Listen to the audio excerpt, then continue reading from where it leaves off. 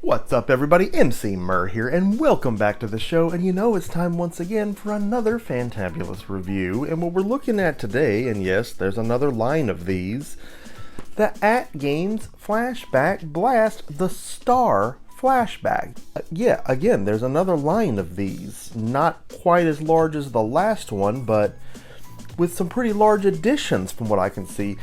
The first major change we're looking at is a little bit smaller package, a little more compact, and they changed the label on this one side, so you kind of have a vertical shelving option if you're keeping the boxes for these. I think a lot of us keep the boxes for things, but what's really interesting here is the lineup. This is a really wild lineup to have on this thing. We're going to take a look at that, and of course we're going to take a look at how to hook this thing up and play it. As far as I can tell, it's going to be the same as the other ones, but we really want to see how this one and the other ones do over the course of time here. You know, we're going to check all these out. Want to check for compatibility. We just want to check for how the games look, how they play, subsequent live streams, all the stuff we do right here on the show. All kind of action coming your way each and every time something like this hits. Let's get this thing open. Let's look at what it includes, and let's check out what it can do. Now we do have to talk price. These things are running about $30 right now. And for only $20 more, you're going to be getting the Legends Flashback Deluxe, which can include all this and more. So you really got to think about, is this worth the price of admission right now? And if you're collecting these like I am, I guess it is. I've got these things coming out of my ears at this point. They put the list on the side here, and there's some that we've got on other sets. That's what's kind of weird, but there's also some that I'm very surprised to see pop into a blast. Some of them are newcomers to the AtGames collections setups. We've got Astyanax on there, which is kind of cool. I see City Connection. Frontline we've had on the Atari Flashback. And let's see, we looked at Rodland, which I thought was despite the silly name, it was actually a really cool game. We looked at that on the Legends Flashback Deluxe here recently. You got your Star Wars games. I mean, that's a big deal. But again, we got to talk about price of admission. Let's get this thing open. All right. So first up, we have our micro USB for the dongle and the instruction leaflet. Although I think we know what to do with it, but we'll take a look at getting it synced up.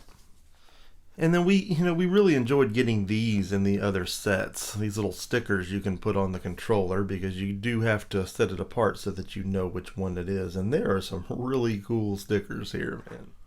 We have our Blast controller, as always, taking the original Genesis controller body, but putting in the 6-button component to it. These have handled just fine in the past. The D-pad is not shabby. I don't anticipate having any trouble here.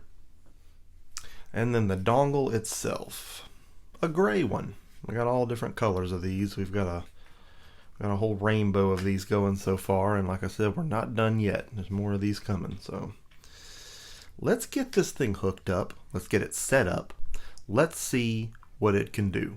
Won't you join me? Now wait, you said you'd show the setup and sync, right? Well, no, it wasn't necessary this time. Per the instructions, the past models weren't this way, but this was literally plug and play, so here we are, no sync required. Well, that's the good. Now here's the bad. Anyone who's had TV compatibility issues with the previous blasts is still going to have them. I tested this on my other TVs.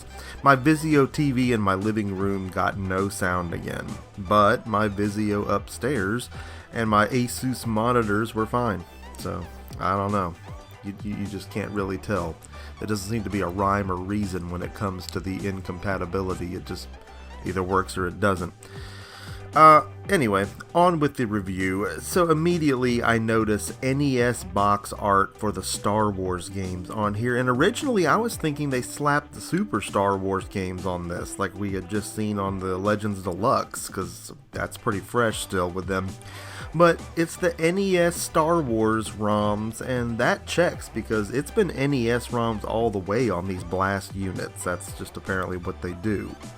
And there are some other really interesting NES picks here. We've got Astyanax, which I've loved since it was a new release. Love this game, although I was never any good at it, but I do love it. You got City Connection, which I really don't have any history with, but it's here. And you got Pinball Quest, which I acquired physically a few years back, and I'm all about some pinball lately, so great. Then we come to Rodland, and I'm no longer expecting the arcade version at this point, and sure enough, it's an NES version. Which is interesting mainly because I'm intrigued by the game, and I definitely don't mind seeing other versions of it.